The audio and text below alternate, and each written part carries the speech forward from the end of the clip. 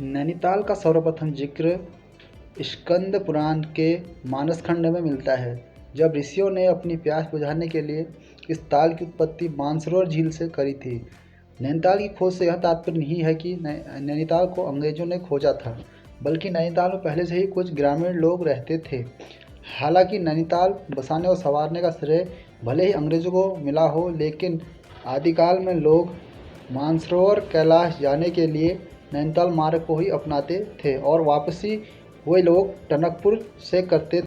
चलिए पुराने इतिहास की तरफ चलते हैं। नैनीताल में सर्वप्रथम आवागमन ब्रिटिश अफसर जॉर्ज ट्रेल का 1823 में हुआ। जब उन्हें नैनीताल को पहली बार देखा तो उन्हें यह जगह काफ़ी मनमोहक लगी।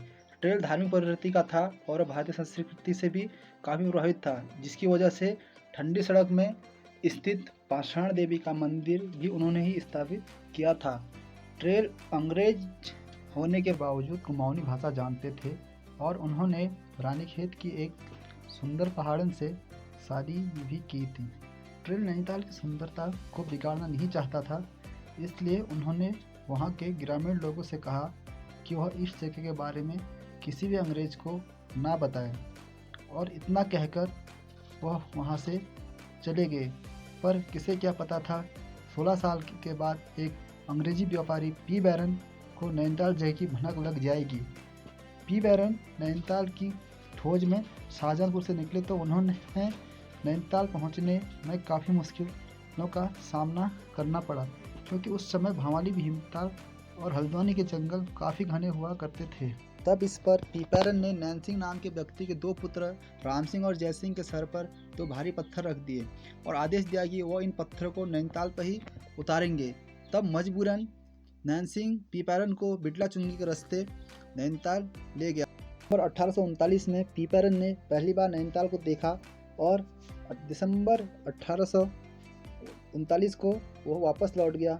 फिर 1841 में वह पूरी तैयारी के साथ जब नैनीताल लौटा, तब वापस लौट के पी बैरन ने दूसरी चाल चली, जब वह थोकदार नैनसिंह को घुमाने के बहाने बोटिंग के लिए नैनी झील में ले गया। यही पहली बोट थी जो नैनी झील में चली।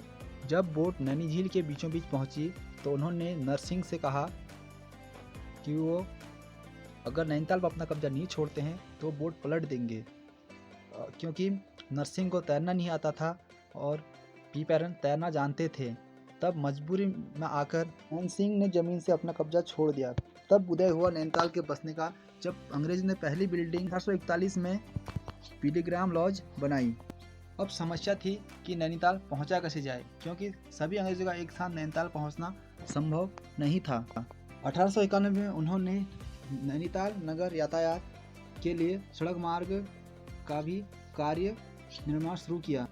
बात करें भंवाली नैनीताल मोटर मार्ग की, इसका निर्माण 1899 में हुआ और जो रोड नैनीताल से जुलीकोट होते हुए हल्द्वानी पहुंचती है, उसका निर्माण 1915 में हुआ। 1925 में तल्लीताल बस स्टैंड का निर्माण हुआ, जिसमें मोटर गाड़ियां रुकने लगी। 1890 में यहाँ पाल नौकायान की शुरुआत हुई, जिस वजह से 1891 में अंग्रेजों द्वारा नैनीताल यार्ड क्लब, जिसे आज बोट हाउस क्लब के नाम से जानते हैं।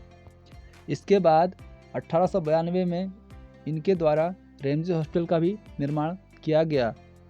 तल्लीताल से मल्लीताल की दूरी होने के बावजूद 17 अक्टूबर 1894 में बीडी पांडे हॉस्टल का भी निर्माण किया गया। 1857 में कुछ स्कूलों का भी निर्माण हुआ, जिसमें सबसे पहले CRTS स्कूल आता है, जो मल्लीताल रिक्शा स्टैंड के ऊपर स्थित है। इससे कुछ समय बाद 1859 में यूरोपियन डाइस बॉयज़ स्कूल का भी निर्माण किया गया, जिसे आज हम शेरवुड स्कूल के नाम से जानते हैं। इसी स्कूल से महान सुपरस्टार अमिताभ बच्चन ने 1969 में इंटर किया था। इसके साथ यूरोपियन गर्ल्स स्कूल भी खोला गया, जिसे आज हम ऑल सेंट्स के नाम से जानते हैं। इसके बाद 1877 में मिडला स्कूल खोला गया और 1878 में वेलीजली गर्ल्स हाई स्कूल खोला गया, जिसे आज हम DSB कैंपस के नाम से जानते हैं। इसी के समकालीन 1878 में सेंट मैरी स्कूल और 1888 में सेंट जोसेफ कॉलेज की स्थापना करी। इसके बाद आ गया था नैनीताल में वो मनहूस दिन जब नैनीताल में लगातार 2 दिन की हो रही बारिश से 17 सितंबर 1880 को लैंडस्लाइड से नैनीताल की सबसे बड़ी बिल्डिंग विक्टोरिया हाउस तहस नहस हो गया।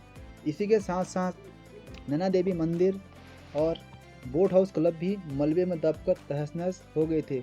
इसी लैंडस्लाइड से फ्लैट्स का भी निर्माण हुआ। इसी लैंडस्लाइड में 108 भारतीय और 43 अंग्रेज दबकर मर गए थे।